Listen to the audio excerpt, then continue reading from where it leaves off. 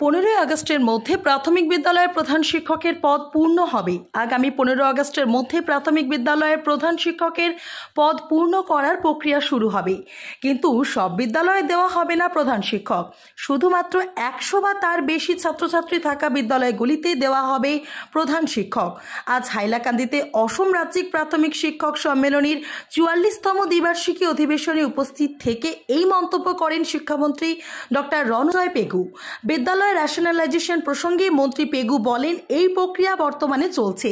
এরপরে শিক্ষক সবার রেশনালাইজেশনের কাজ শুরু হবে, আর এর মাধ্যমে শিক্ষক ও ছাত্রের অনুপাত ঠিক করা হবে। তিনি আরও বলেন যে খুব শীঘ্রই শিক্ষকের সব ধরনের সংযুক্তি বন্ধ করে দেওয়া হবে। উল্লেখ্য, অসম রাজ্যিক প্রাথমিক শিক্ষক সম্মেলনীর 44তম দ্বিবার্ষিক অধিবেশনে 23 জুলাই থেকে হাইলাকান্দিতে শুরু হয়েছে। হাইলাকান্দি জেলা প্রাথমিক শিক্ষক সম্মেলনীর ব্যবস্থাপনায় আয়োজিত এই অনুষ্ঠানে আজকের উদ্বোধনী সভায় প্রধান অতিথি হিসেবে অংশ নেন রাজ্যের শিক্ষামন্ত্রী ডক্টর রণজয় পেগু।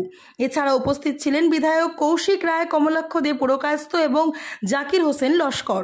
আজকের উদ্বোধনী সভায় অতিথিরা অধিবেশনটির এই বছরের স্লোগান শিক্ষায় জলবায়ু পরিবর্তনের সমস্যা সমাধানের পথ এবং শিশু শ্রমিক বন্ধ করুন, শিশুকে বিদ্যালয়ে পাঠান এর পোস্টার উন্মোচিত করা হয়।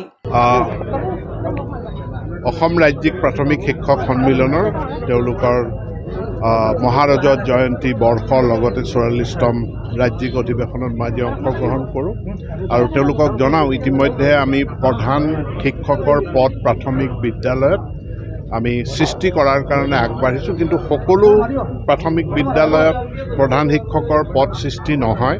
যিবিলাক প্ৰাথমিক বিদ্যালয়ত ছাত্ৰ ছাত্ৰীৰ সংখ্যা 100 বা ততোধিক আছে, সেই বিদ্যালয়বিলাকত প্ৰধান শিক্ষকৰ পদ সৃষ্টি হ'ব। ইয়াত প্ৰয়োজনীয় অনুমোদন আমি লাভ কৰিছোঁ।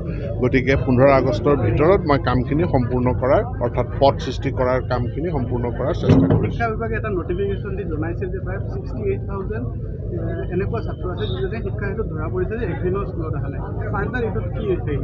মই এতিয়া যিহেতু 1 তাৰিখে স্কুল খুলিব, 1 তাৰিখে স্কুল খোলাৰ পাছত আমি সবিশেষ তথ্য আৰু লাভ কৰিম যে তাৰে ভিতৰত কিমানে আকৌ এটেণ্ডেঞ্চ দিব বা দিছে, নে এই স্কুলখিনি তেওঁলোক মানে সঁচাকৈ নাই। যদি নাই তেনেহ'লে তেওঁলোকৰ প্ৰফাইলখিনি ডিএক্টিভেট কৰা যাব।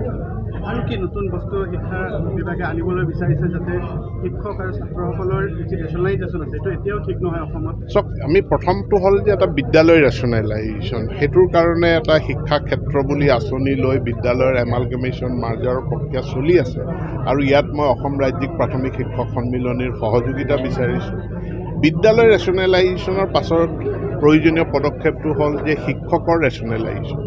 বহু শিক্ষানুষ্ঠানত প্ৰয়োজনতকৈ অধিক শিক্ষক আছে, কিন্তু বহু বিদ্যালয়ত প্ৰয়োজনীয় শিক্ষক নাই। হাইলাকান্দি জিলাৰে বৰ্ডাৰ এৰিয়াৰ স্কুলবিলাকত ছাত্ৰ ছাত্ৰীৰ সংখ্যাও বহুত বেছি, কিন্তু প্ৰয়োজনীয় শিক্ষক শিক্ষয়িত্ৰী নাই। এইটো কেনেধৰণে দিব পৰা যায় তাৰ কাৰণে এটা ৰেচনেলাইজেশ্যনৰ OM হৈছে, আৰু সেইটো কাৰ্যকৰী কৰাৰ ক্ষেত্ৰতো মই শিক্ষক সন্মিলনীৰ সহায় সহযোগিতা বিচাৰিছোঁ। যিসকল শিক্ষক নিয়োজিত আছে তেখেতসকলকে দেখা যায় যে চৰকাৰী আন কামত নিয়োগ কৰা হয়। কি কামত নিয়োগ কৰা হয়? যেনে আধাৰ কাৰ্ড এটাচমেণ্টত দিয়া হয়। চাওক, যেতিয়া কোনো দুৰ্যোগ হয়, ৰাষ্ট্ৰীয় পৰ্যায়ৰ বানপানী হয়, ভূমিকম্প হয়, বা ইলেকশ্যন যেতিয়া হয়, ইলেকশ্যনটো সদায় নহয়, ইলেকশ্যন 5 বছৰৰ মূৰত এবাৰ হয়। মেইনলি 3টা major election: panchayat election, MLA election, MP election. এইটোৰ বাহিৰে বেলেগ কি কামত হ'ব?